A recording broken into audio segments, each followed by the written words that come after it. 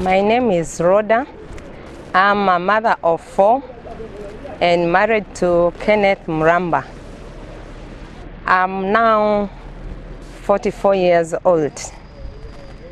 My firstborn happens to be disabled according to human eyes. He is now 17 years old. He completed his Class 8 last year, that is in 2012. He is called Thoya.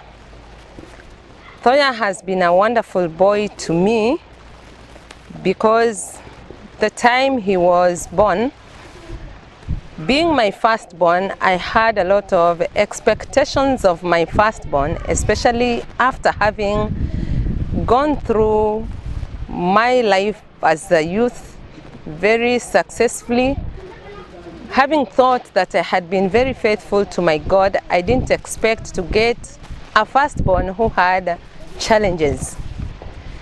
But when I got my boy at the Malindi District Hospital, I was surprised to notice that my boy had no fingers. Had no fingers both in the hands and in the toes. And that caused an alarm to many people.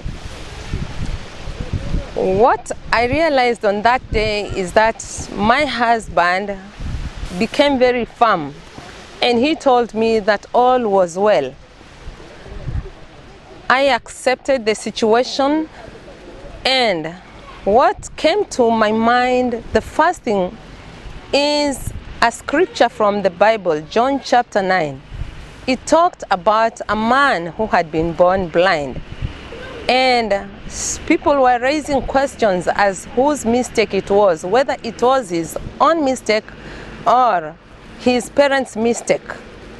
But then the answer was that he was born that way so that God's work would be glorified.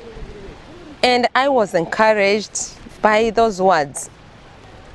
So going back home from the hospital, I met a lot of challenges. The first challenge was that Thoya, being a clan name, is supposed to be belonging to the first boy of every person in our family. And so every other person called Thoya did not want my son to be called by that name. So that being a beginning of one of the greatest challenges made me wonder whether to call my boy Thoya or not.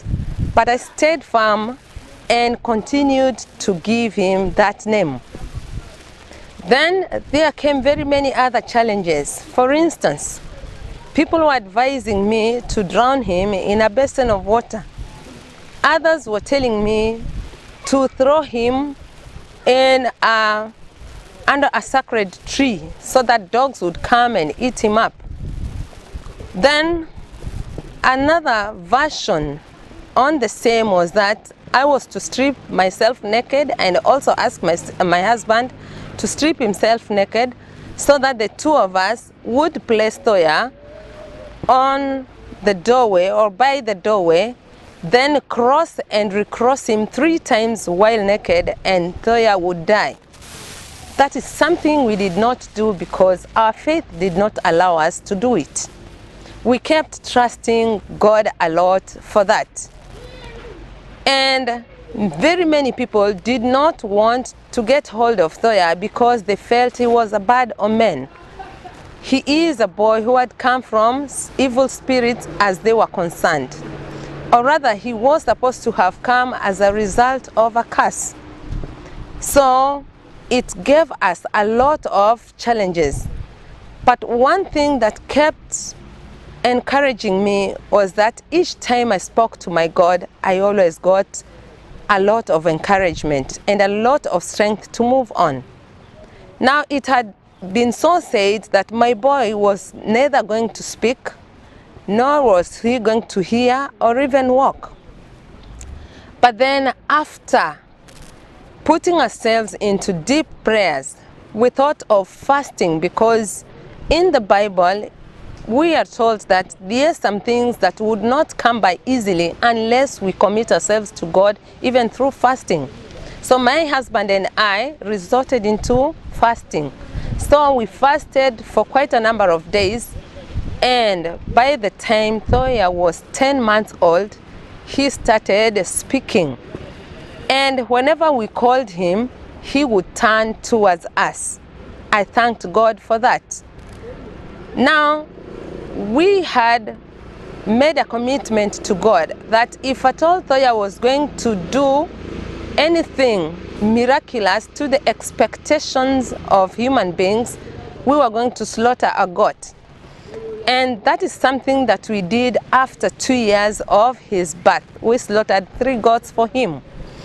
All because at one time, when I had gone to Malindi town and was coming back home, I had left Thoya not walking.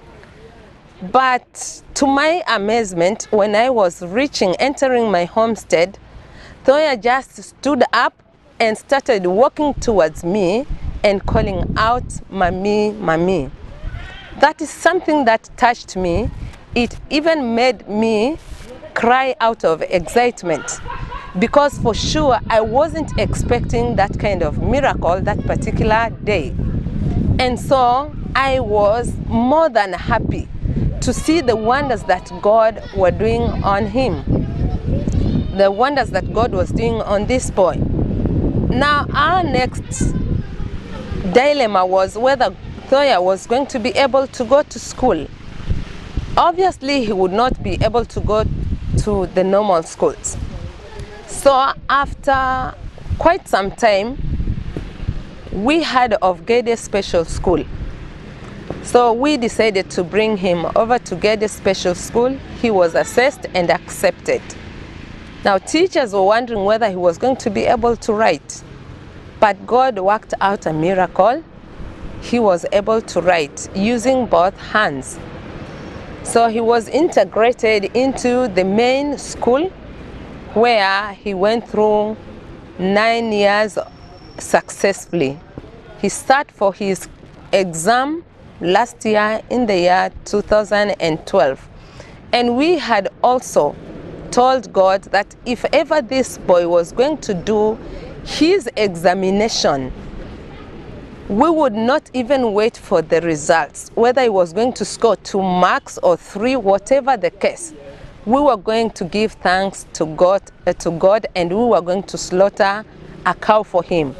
And this we did on the 15th of December last year, that is 2012. We thanked God for him. Now Thoya has been a very special boy to me, because despite his shortfalls, he is very hardworking. He is very responsible. Even when I leave him at home, I know that I have left somebody responsible enough. And even as I speak right now, I've left him at home, and I am not worried, because I know that when I go back home, all will have been accomplished. And so I want to thank God greatly for this boy. He is a special gift to me. Thank you.